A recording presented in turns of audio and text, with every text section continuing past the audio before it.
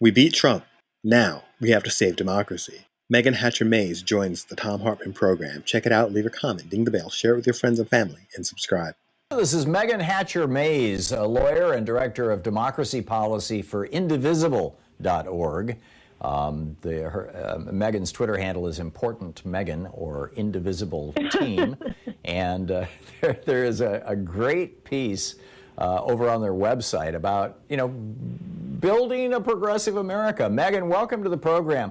Tell us about this. Where do we go from here? I did a long Twitter thing this morning and a rant in the previous hour about, all the ways that Republicans have just destroyed America and how hard we had to climb back up and how we really need something like, FDR's New Deal or LBJ's Great Society. We need a bold vision, not some, Democratic version of warmed over neoliberalism. I'm curious, A, your thoughts on that, and B, where you all, are going and doing.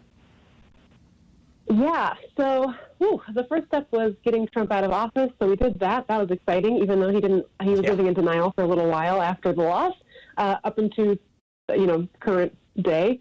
So that's good. The next step, though, is really addressing kind of what brought us Trump in the first place. And, just because he's out of office doesn't mean we now stop and say, oh, phew, that's over with. We can all, take a nap, go back to brunch, those sorts of things. That's not happening.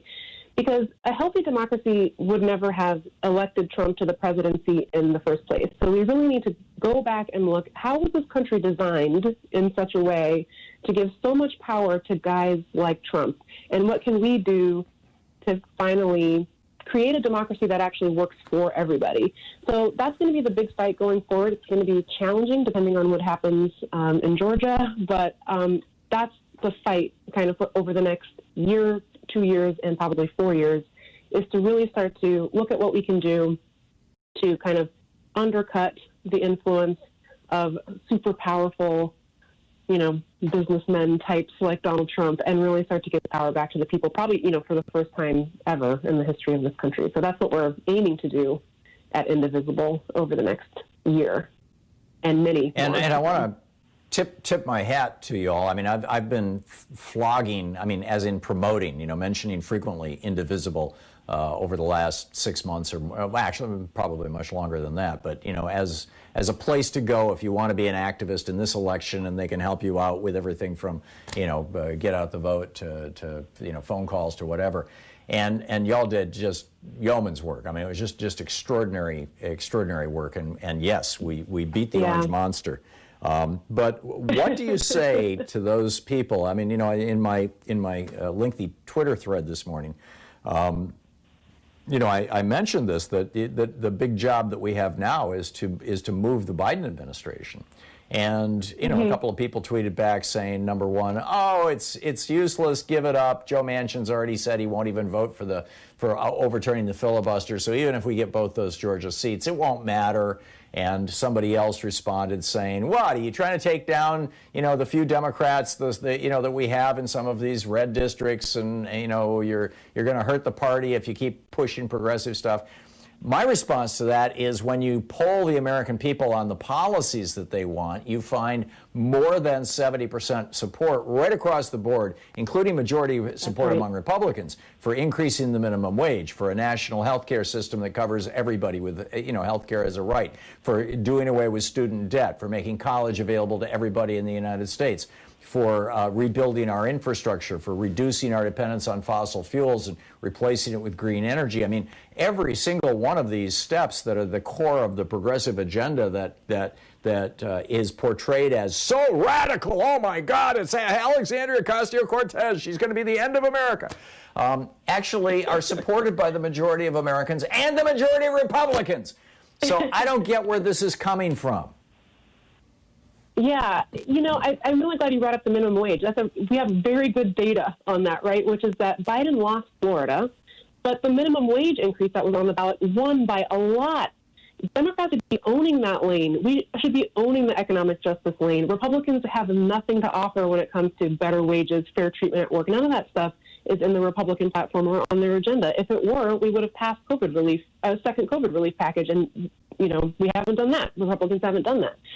But the problem seems to be not that Democrats' ideas are bad, it's that people don't trust Democrats. Like, the message is good, but the messengers leave a lot to be desired. And, you have people as, diverse as Alexandria Ocasio-Cortez, Doug Jones from Alabama, and Beto O'Rourke all saying the same thing, which is that Democrats are not doing enough to really commit to communities over the course of many years, that they kind of just show up for presidential elections and hope for the best. That's not how you win elections. It's not about whether or not,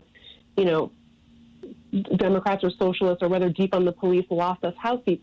They really didn't.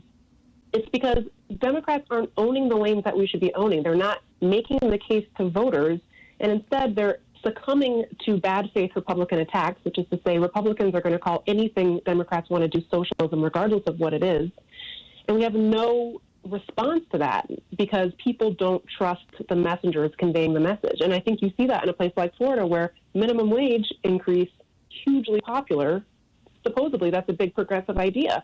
But Joe Biden himself is somehow not pulling the state. And it's because this party has a lot of work to do to build up trust between themselves and voters.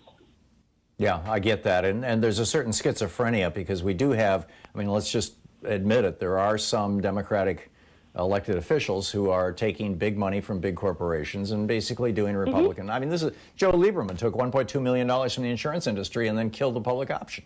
It's just like, that was, a decade ago, but, that's happening all the time. Yeah. At the risk of sounding like I think my own universe is the most important in the world, which I don't, but nonetheless, I would add one thing to your equation, and that is that every single day, 24 hours a day, 365 days a year, on over 1,500 radio stations in America, there are right-wing talk show hosts promoting the idea that Democrats can't be trusted, that Democrats are evil, that the only way to save America is through neoliberalism.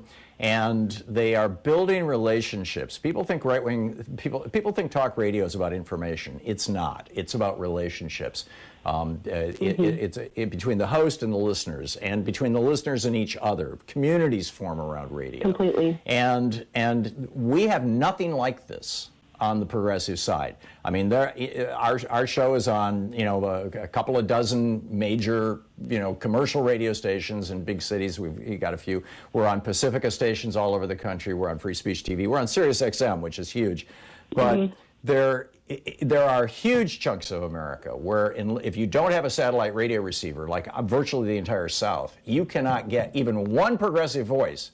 Whereas in Birmingham, Alabama, I'm willing to bet there's 3 different conservatives competing with each other like there are here in Portland right now. What do we do about that? Yeah, it's such a good question. I think that you're completely right, that it's all about the relationship building, whether that happens through media or if that happens through in-person contacts with other people.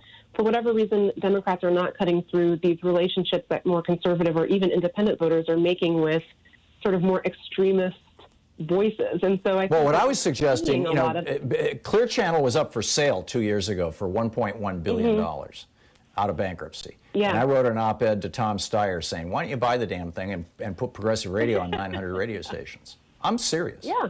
We just have 30 seconds. Yeah, totally. But I'm wondering if that's, I realize that's not pure politics, but I think that we need to be talking about infrastructure. The Republicans have had this infrastructure for 20 years.